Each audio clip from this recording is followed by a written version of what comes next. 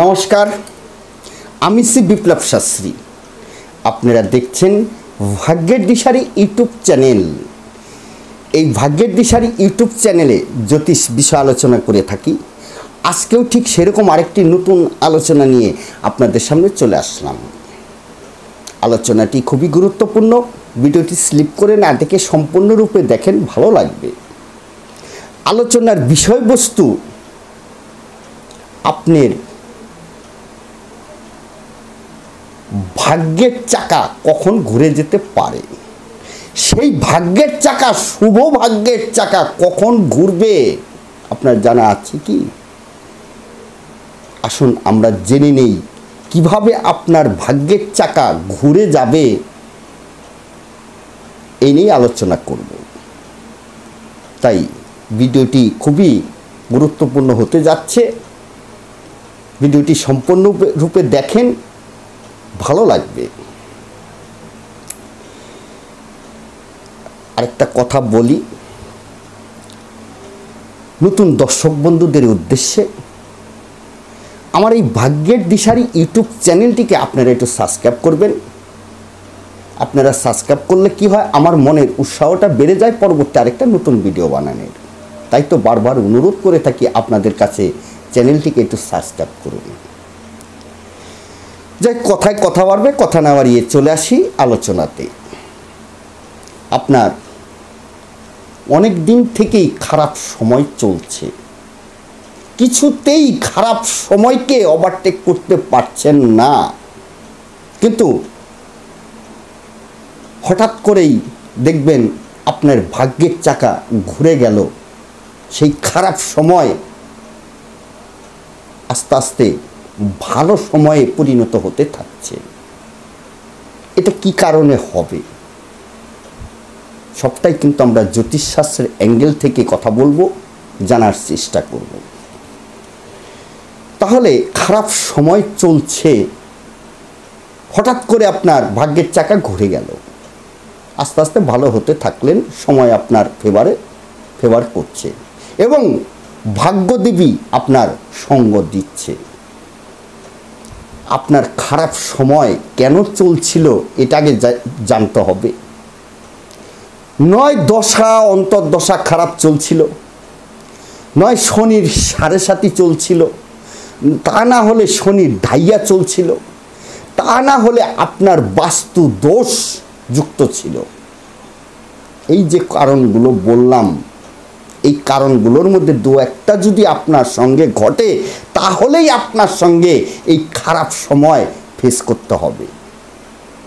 কিন্তু সেই খারাপ সময় আপনি যাচ্ছে, আপনার উপর দিয়ে খুবই খারাপ সময় যাচ্ছে, নানান দিক থেকে আপনি সমস্যায় পড়েছেন, ফ্যামিলিগত বলেন, নানান দিক থেকে ফ্যামিলির ভিতরে রোগ ভোগ, ঝগড়াঝাটি, অশান্তি, আপনার আর্থিক দিকটা মজবুত হচ্ছে না, আয়ের থেকে ব্যয় বেশি, হতাশ, আপনি রোগ ভোগের মধ্যে ভুগছেন, ঋণগ্রস্ত হয়ে পড়ছেন, সামাজিক দিক থেকে আপনি হেনস্থা হচ্ছেন, এক কথায় আপনি সমস্যায় জেরবার হয়ে যাচ্ছেন। তাহলে খারাপ সময়, তাহলে খারাপ সময় যেহেতু চলছে, কোন কোন কারণে বললাম, শনির সাড়ে সাতি, শনির ঢাইয়া, দশা অন্তর্দশা খারাপ, তা না হলে আপনার বাস্তু দোষ আছে। এই কারণগুলোর যদি দেখা গেল দশা অন্তর্দশা খারাপ চলছে, আবার শনির ঢাইয়াও চলছে, আবার দেখা গেল শনির সাড়ে সাতি চলছে, আবার আপনার দশা অন্তর্দশা খারাপ চলছে, তাহলে কিন্তু আপনার সময় খারাপ হতে বাধ্য। কিন্তু দেখা গেল আস্তে আস্তে আপনার সময় ভালো হতে থাকছে। তাহলে একটাই বোঝার বিষয় যে দশা অন্তর্দশা খারাপ চলছিল, সেই খারাপ অন্তর্দশার থেকে ভালো অন্তর্দশাতে আপনি চলে আসলেন, সেই অন্তর্দশার শুভ ফল আপনি পেতে শুরু করলেন। শনির সাড়ে সাতি আপনার কেটে গেল, শনির ঢাইয়া চলছিল, শনির ঢাইয়াটা কেটে গেছে, গোচর ট্রানজিটে গ্রহ যে সমস্ত গ্রহরা দীর্ঘকালীন অবস্থান করে থাকে একটা রাশিতে, যেরকম শনি 2.5 বছর, বৃহস্পতি 1 বছর, রাহুকেতু 1.5 বছর, এই 4টি গ্রহের মধ্যে 3টি গ্রহ আপনার রাশি অনুযায়ী শুভভাবে আছে, তখনই দেখবেন আপনার ভাগ্যের চাকা ঘুরে গেল। আপনি আবার সেই দেখা গেল খারাপ সময় চলছিল, তার আগে ভালো সময় আপনি ফেস করছিলেন, সেই ভালো সময় তার থেকেও হয়তো ভালো সময় আপনি চলে আসলেন সেই ভালো সময়ে। তাহলে হঠাৎই ভাগ্যের চাকা ঘুরে যেতে পারে এই সমস্ত দোষ থেকে যখনই আপনি বেরিয়ে আসতে পারবেন। যতক্ষণ না আপনি বেরিয়ে আসতে পারছেন ততক্ষণ পর্যন্ত আপনার সঙ্গে এই খারাপ অবস্থাই চলবে। তাহলে কোনো কিছুই আপনি জোর করে করতে পারবেন না যখন খারাপ সময় চলবে। আপনার ভিতরে যতই চেষ্টা করার মানসিকতা থাকুক, আপনার ভিতরে যতই বাহুবল থাকুক, আপনার যতই ক্ষমতা থাকুক না কেন, যদি আপনি স্রোতের বিরুদ্ধে সাঁতার কাটতে চান, আপনি কিন্তু ডুবে যাবেন। তাহলে কি করতে হবে? খারাপ সময়ে আপনাকে গা ভাসিয়ে দিয়ে আস্তে আস্তে আপনাকে পারে আসতে হবে। যদি হুটাপাটা করেন, চট জলদি পারে ওঠার চেষ্টা করেন, তাহলে কিন্তু আপনি মাঝ নদীতেই কিন্তু ডুবে যাবেন। তাহলে খারাপ সময়ের সঙ্গে তাল মিলিয়ে যে চলতে না পারবে সেই ডুবে যাবে। আমাদের জীবন খারাপ সময় এবং ভালো সময় এই নিয়েই চলে, এটাই বিধির নিয়ম। সব সময় কারো ভালো সময় চলে না, আবার সব সময় কারোরই খারাপ সময় চলে না। ভালো সময়ে আপনি দেখবেন আপনার সঙ্গে সব কিছু ভালো ভালো হচ্ছে, সেটা তো আমরা লক্ষ্য করছি, আমরা সেটা পেয়েও যাই। খারাপ সময়কেই আমরা মেনে নিতে পারি না এবং খারাপ সময়ের ভিতরে তখন আমরা আরও তাড়াহুড়ো করতে থাকি, সেখানেই বড় সমস্যা হয়ে যায়।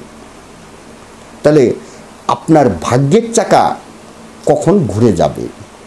তাহলে বললাম দশা অন্তর্দশা খারাপ চলছিল, ভালো যখন আসবে তখন। শনি 7.5 চলছিল, সেটা কেটে গেল। শনির ধাইয়া চলছিল, সেটা কেটে গেল। এবার বাস্তু দোষ যদি থাকে আপনার, সেখানেও কিন্তু সমস্যার সৃষ্টি করবে। দেখবেন কোনো না কোনোভাবে যখন আপনার দশা অন্তর্দশা ভালো চলবে, দেখবেন যে বাস্তু দোষের কথা বললাম, সেই বাস্তু দোষের কিছুটা এফেক্ট কমে যাবে যখন ভালো সময় চলবে। আবার যখন খারাপ সময় চলবে তখন এই যে বাস্তু দোষ, সেই বাস্তু দোষটাও যেন আপনার সেই অশুভ সময়ের মধ্যে চেপে বসবে। কারণ আমাদের জন্ম ছকের সঙ্গে আপনার ভাগ্যের সঙ্গে আপনি যে বাস্তুতে বাস করছেন সেই বাস্তুর একটা বিশেষ ভূমিকা হয়ে থাকে। সেই বাস্তু যদি আপনার বাস্তুসম্মত না হয় তাহলে আপনাকে অনেকটাই ভুগতে হবে, এর মাসুল আপনাকে দিতে হবে। তাহলে হঠাৎ করে ভাগ্যের চাকা কিভাবে ঘুরে যেতে পারে তারই খানিকটা বিশ্লেষণ আপনাদের দিলাম। যাদের খারাপ সময় চলছে হতাশ হবেন না। জ্যোতিষশাস্ত্র একটি অথেন্টিক শাস্ত্র।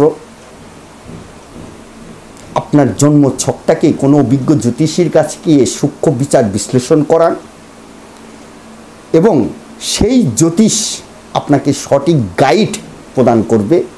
সেই মতো চলুন, দেখবেন খারাপ সময় যেটা চলছে তার 80% আপনি রিকভারি করতে পারছেন। কারণ আমাদের পথ চলার জন্যই, যাতে আমাদের পথ চলতে সুবিধা হয়, আমরা যাতে কোনো সমস্যায় না পড়ি, তার জন্যই এই শাস্ত্রটি বেরিয়েছে। মুনি ঋষিরা এরা আবিষ্কার করে গেছে। জীবের কল্যাণের জন্যই, মনুষ্য জাতির কল্যাণের জন্যই এই জ্যোতিষশাস্ত্রটি বেরিয়েছে। কিন্তু আমরা কিছু অনভিজ্ঞ জ্যোতিষ আছি, অল্প বিদ্যায় ভয়ঙ্করী অনেক জ্যোতিষী আছে। সেই জ্যোতিষটাকে নিয়ে ছেলে খেলা শুরু করেছে। এটাই হচ্ছে বড় বিষয়। যে জ্যোতিষটাকে জানে, শাস্ত্রটা যে ভালোভাবে অধ্যয়ন করেছে, তার কাছে যান, দেখবেন আপনার অশুভ সময় কিভাবে শুভ সময়ে পরিণত করে দেয়। কারণ তার জানা আছে এই শাস্ত্রটির কোন জায়গা দিয়ে বের হলে আপনাকে বের করে আনতে পারবে, কারণ তার মধ্যে সেই অভিজ্ঞতা আছে। শুধু জানার বিষয় নয় এই শাস্ত্রটি, আমরা ভালো থাকবো কিভাবে তার কৌশল এই শাস্ত্রের ভিতরেই আছে। এই হচ্ছে মূল বিষয়। আপনাদের মতামত আশা করব কমেন্ট বক্সে জানাবেন। আমার কথার সঙ্গে আপনারা কতটা একমত আছেন অবশ্যই কিন্তু জানাবেন, তার আশায় রইলাম। আজকের মতো বিদায়। যাই হোক, আরেকটা কথা বলি, প্রত্যেকটা অনুষ্ঠানেই বলে থাকি, আপনারা যদি কেউ ব্যক্তিগতভাবে আমার সঙ্গে যোগাযোগ করতে চান, তাহলে আমার একটা অনলাইন সিস্টেম চালু আছে। সেই অনলাইন সিস্টেমের মাধ্যমে আপনারা আপনাদের জন্মকুণ্ডলী ঘরে বসেই সূক্ষ্ম বিচার বিশ্লেষণ করাতে পারেন, প্রতিকারও করাতে পারেন। যারা দেখাবেন প্রথমে হোয়াটসঅ্যাপ করুন, হোয়াটসঅ্যাপ করে যোগাযোগ করুন।